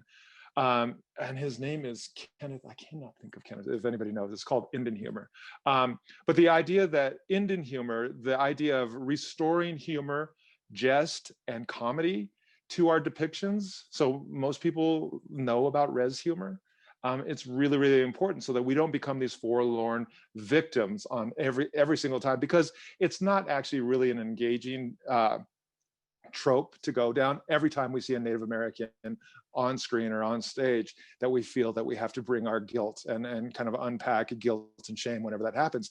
There are ways to actually enjoy these productions, to enjoy these stories in a way that actually makes us feel good and actually does that. And so if you can, I use that book a lot. Like Kenneth Lincoln, I want to say that his name is the author's name. It's called Indian Humor. I would say that if you're serious, you know, Indigenous scholarship is a vibrant field across disciplines. There are so many fabulous writers, many names that are very well known, and maybe some that are not very well known in the field of Indigenous studies or Native American studies, but there's incredible scholarship. But obviously, I mean, you know, there's some important ones like Dr. Linda Tuhiwai-Smith, Decolonizing Methodologies. And I can't even just, you know, I can't even give you a list, but, or I could, but it would take a long time. There's a lot of books, a lot of great books to read. So I can't just give you one. I mean, it depends on if you're looking at law, if you're looking at international relations, if you're looking at environmentalism. There's a lot of work that is possible to read. I would add The Inconvenient Indian, A Curious Account of Native People in North America by Thomas King. He is very satirical in the way that he looks at things. And he has another book out called The Truth About Stories that is excellent about Turtle Island. I love his work, but of course I'm prejudiced. He's on Ionia like I am. But if you really want to get bringing in the Indian humor side of how he looks at American history and the role that Indigenous people are never credited with playing in American history, he's an excellent author to look at. All right, wonderful. And one thing that I wanted to do is, because when I was thinking about how we consume culture and how we understand people, one way that for the students in the audience that are thinking, you know, I may not get a chance to read another book on top of the work I have, but I think another thing too is to also look at music and different ways that we can understand different groups of people. And so one thing that I would do in my class when I would teach my first and second year seminar courses was to play different types of music in the classroom that allowed students to get insight into culture. And so I wanted to play a quick music video. And this is an opportunity too, if you have additional questions, please think them over. We'll, you know, if you want to stick around to ask the panel some more questions, please feel free to do so. But I want to quickly jump into this video. And thank you so much for being a part of this event. And please don't go anywhere. Like I said, if you have additional questions, I'm sure the panel will stick around to answer them. So let me go ahead and cue up the video.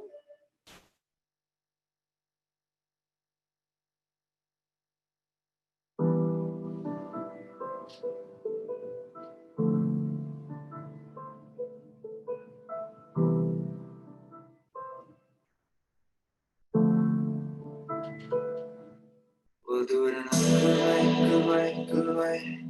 We'll do it in a good way, good way, good way. We'll do it in a good way, good way, good way. We'll do it in a good way, good way, good way. I can never really tell the difference of who you want to be, who you really are, who you really are. Four holes on the boulevard, your phone calls, like they all say. How can you safe like Allstate? Ball so hard, got Allstate, coming off thing, they all say. They all say, yes, up, better step up, put your best up. When the stakes high, put your bets up. When you get up, better dress up, not to get back. To exhale, when you inhale, better inhale. So you inhale, till you get high. When you feel like you just can't feel. What you want, just peace up, what we need it. Life is key, and we need love, I believe believe love, believe in life, freedom, believe how we speaking. The ride of your life, the key in. Become your reason, your beacon. So just live for the moment, put it all in. On the ball, cause tomorrow's not promised. Never go through the motions, say your own shit. Cause this life is an ocean. Put your motion, pick your head up, put the hate down, pick a friend up. But no matter what we do, we'll do what we do. We'll do it in a good way, good way, good way. We'll do it in a good way, good way, good way. We'll do it in a good way, good way, good way. We'll do it in a good way, good way, good way.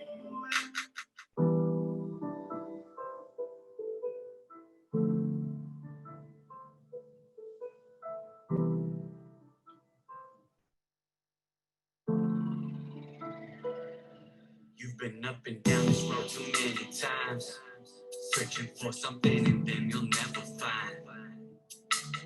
I know you know love is blind, but you never learn love is kind. You've been waiting your whole life to find out who you are. These people judge your skin, but still they fail to see your scars. Everything you're looking for, I dare see inside. Your heart is like an ocean when it's open deep and wide. You gotta keep hustling for your family, struggling for your justice. Forget if they ain't with it, forget them if they're judging. Nothing can ever stop you when your ancestors got you. So no matter what we do, we'll do what we do. We'll do it in a good way, good way, good way. We'll do it in a good way, good way, good way. We'll do it in a good way, good way, good way. We'll do it in a good way, good way, good way. Good way, good way, good way. We'll do it in a good way, good way, good way. Good way, good way, good way. We'll do it in a good way, good way, good way. All right, so if there's one thing you can do, go on Spotify, download music from Native and Indigenous artists, okay? That's the one assignment for the students out here and for the faculty as well. But that's how we can begin to start supporting one another. Is there any additional questions? Let's see. I want to give a shout out to Autumn Harry. It's her birthday today. Happy birthday, Autumn. We can all put up our hands. Woohoo!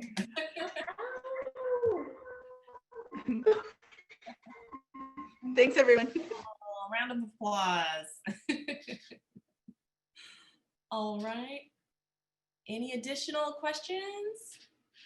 Yeah, there was actually a question about basically can non-natives actually get res humor? Yes, definitely, please.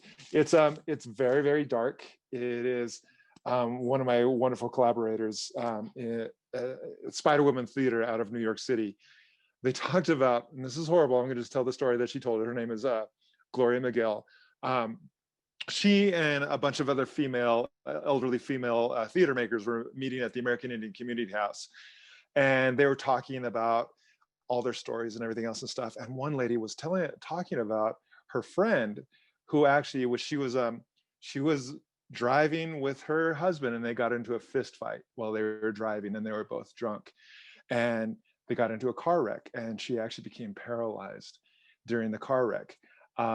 And her husband went to jail for drunk driving and everything else and stuff. But they continued this dysfunctional relationship while her husband was in jail for a couple of years. He got out, started drinking again and everything else, and started being violent. And he ended up beating her to death in her wheelchair. Just a horrible, horrible story. And Gloria said that her women's group was really quiet for a while.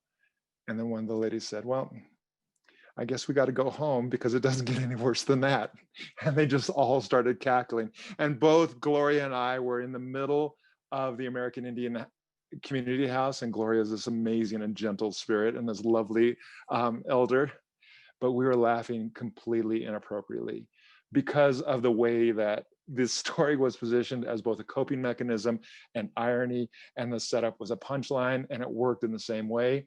But if we let go of the way that we want to romanticize and kind of fetishize Native America, and we start seeing people as human beings. And that's the thing about humor, is it's not only connected to a sense of respecting the divine, but also humanity, that it actually is speaking to these very, very important parts of who we are. Then we can actually start to laugh about these things. And laughter, the sense that comes out of community building through shared laughter, is so important.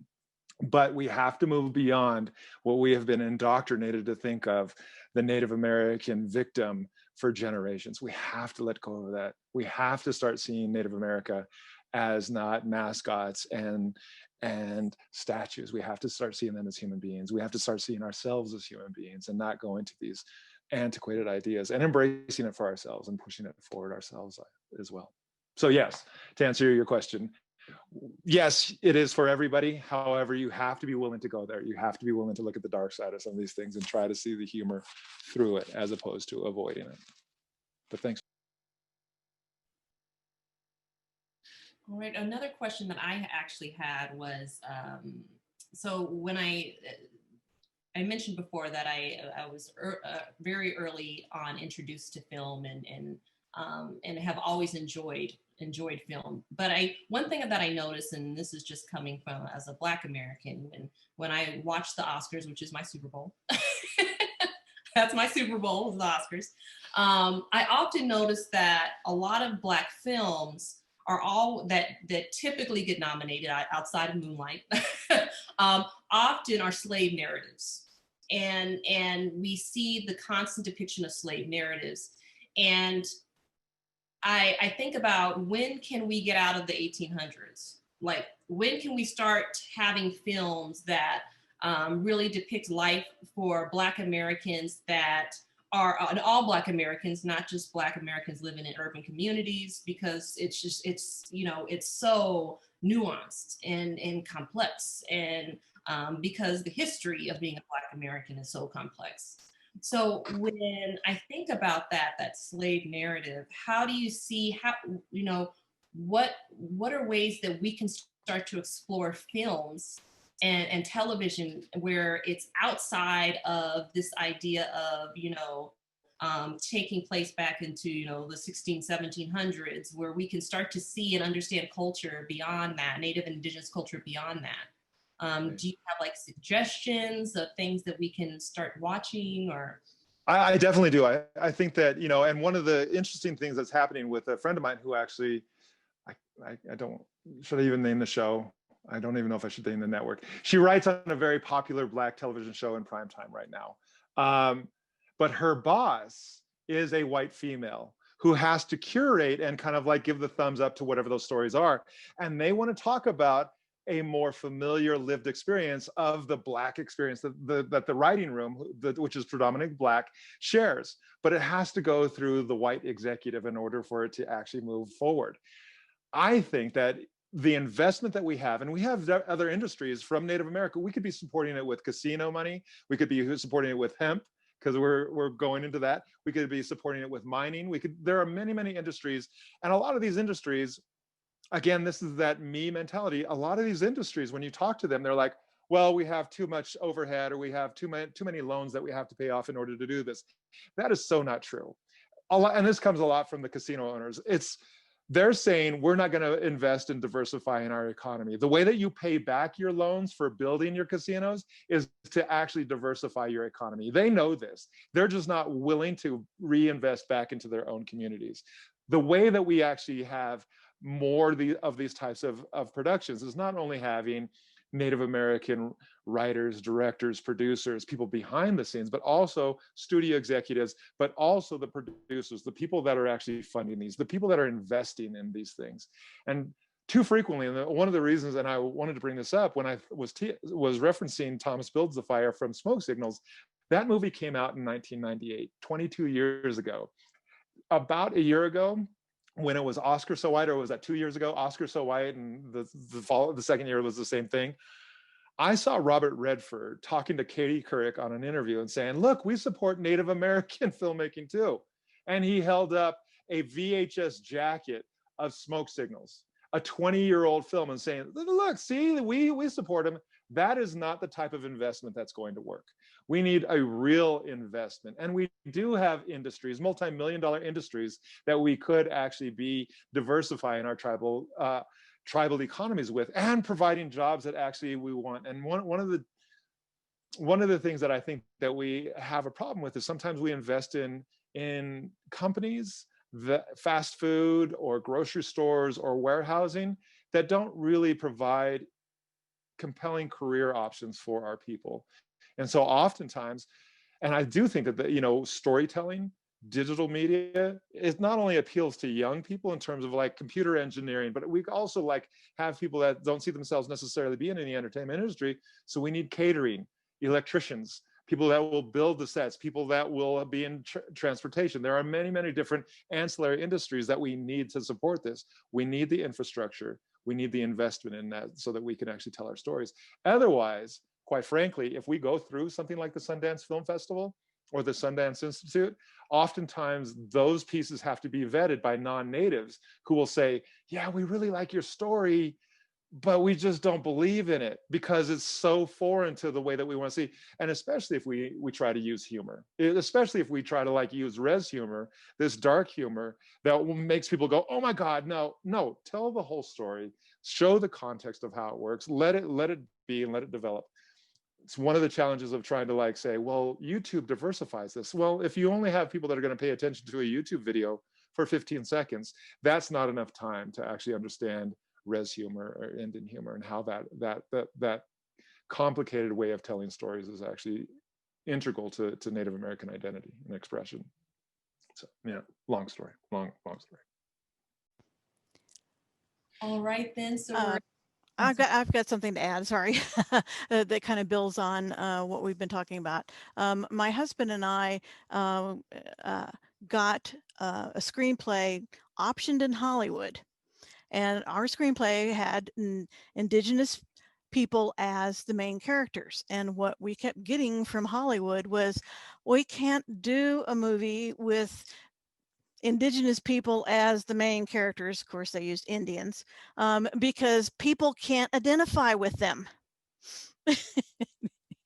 And it's just, it's overwhelming. And it's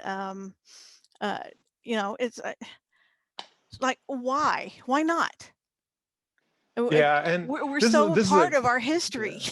This is a very long subject and everything else with which you kind of love to have an ongoing discussion. But I can tell you that there was the head of a studio. I wish we could name names. At some point, I'm going to name names. I'm going to try to write all these things out. Head of a studio, head of a major Hollywood studio, self-identified as Native American, and had a child, had his son in elementary school. And at the time, I was heavily involved in theater and writing theater productions and everything else and stuff. And we had written a stage production about the Carlisle Indian School. But we had dance in there that actually was an attempt to meet a non-Native audience head on with kind of the pageantry of powwow so that we could provide a way in. So he looks at it and he's just like, yeah, we'll do the powwow stuff for my son's school. And he was, again, the head of a studio, and he's going to make this huge donation to get this thing produced, but he didn't want to know about the boarding school phenomenon. He didn't want to know about that. And when we asked him, I was like, why don't you want to talk about the boarding school? Why don't you want to talk about Carlisle? And he's like, well, I just want my son to know the more stereotypical stuff. I don't want my son, who he self-identified as Native American and his son being Native American, he's like, I just want him to know the fun stuff. I just want him to know the romantic stuff. So somebody who self-identifies was also kind of like vetting what was and what wasn't going to be pushed through to this school in Beverly Hills, this elementary school in Beverly Hills. And so what he wanted was basically what people have called, what I tend to call the leather and feather show, or the beads and blanket show. You know, show me the pomp and circumstance, show me the pageantry, the stereotypical and familiar pageantry that we're looking for, and then leave the rest because we're done. We don't need that boarding school stuff. We don't need real stuff. So yeah, it happens all the time. All right, so I had my one takeaway from this for the students. One thing you can do this evening that is a first step in exposing yourself to Native American Indigenous heritage For the panel, what is one takeaway? What is one thing that the students listening and watching right now, what is something that they can do? It's film festival season right now. There are, I think the American Indian Film Festival just wrapped up last week. There are a few more. There's one called the LA Skins Fest, which is out of Los Angeles. If you get a chance, go on there, support them with your views and just signing up and watching some of those films so that they know that there's an audience out there for it. That'd be great. Deborah, Beverly, Autumn. Talk to people, get to know people, get to know community. Be a good friend, be a good listener, be a supporter. We're people, right? So get to know folks and build those friendships and deepen your knowledge. Watch good films like Merton is saying. Watch educational films. Look at people's histories, read their books. I put a number of authors in the chat. So, you know, if you just kind of randomly pick any one of them, they're going to be great information. So, you know, it's a deep dive if you're not from the Indigenous world, if you don't know the history, and you have to understand the history in order to understand the present. And without it, it makes no sense. So, you know, it is work, but in the long run, what we want is to create, you know, strong allies across peoples and cultures and identities, and work for the common good. I'll just reiterate what I was saying earlier. Continue to learn about the land that you're on, the original peoples of those lands. And if you're on social media, follow Indigenous Women Hike. They are a great resource, especially on Instagram and Facebook. There's a lot of different resources that they offer in learning about the land that you're on, especially as it relates to public lands and national parks. And you can learn more about the hikes that we're involved with and the upcoming hikes that are being planned. So definitely encourage you to follow Indigenous Women Hike. Hey, this is Beverly again. I think one of the advice I would give to you would be from my grandmother, and that would be to, you know, make your own observations of the world. You know, I don't spend a lot of time reading, so I don't. I spend a lot of time out in the open area, open space, looking at water, making my own observations. So you can sit down by, you know, the side of the river, the side of the lake. You can continue to go out into the open spaces and look at, you know, the condition of the animals. That's where you really can spend the time, and that memory will stay in your head for a really, really long time. That's where you can become a little bit more connected with your outside environment. And I know there's a lot of people that, you know, go, they're spending time, you know, looking at their plants on the table, and they're checking with their fingers to see whether the soil in that pot is wet. And but you can do the same thing out in the outdoors. It doesn't have to be inside. So you know, captivate the environment on the outside and make your own observations. You know, look at your calendar and see how many days you know you've been without water, and how many times you're spending to you know, water the trees or the grasses outside. Thank you so much. Those are all wonderful suggestions about what students can do right now, today, or tomorrow, since the end of the day, tomorrow, first thing you do. I just want to close by thanking everyone for attending. Thank you to the panel for sharing your wisdom, your knowledge. I mean, it's invaluable, not only to myself, but I'm sure for everyone watching. We are just so excited to have you participate in this event, and then as well as what we can take back to our campus to improve our classrooms, to be better peers. I think that's what the whole purpose of these events are for, to educate ourselves so that we can go out into the world and be better people and more knowledgeable. So that way we're not just consuming what we see. And I think that's important. So I want to close the event. Thank you so much. If you do have any additional questions, please feel free to send an email to myself. I will send those questions out to each of the panelists based upon their respective expertise. And I'm sure they'd be happy to answer any additional questions moving forward. But thank you so much again. I know that like I always tell people, welcome to the Scorpion family. You're officially members now of our family as well. And so I know that events coming up in the future, I would love to be able to call on you and get your expertise on things as well moving forward. But thank you all so much. Thank you to all the participants for sticking in here with us, and bravo to all of you. Lots of hearts are coming in. Thank you very much. Take care. Thank you. Thank you. Bye. Have a great evening. Be well. Thank you, Kimberly. Bye.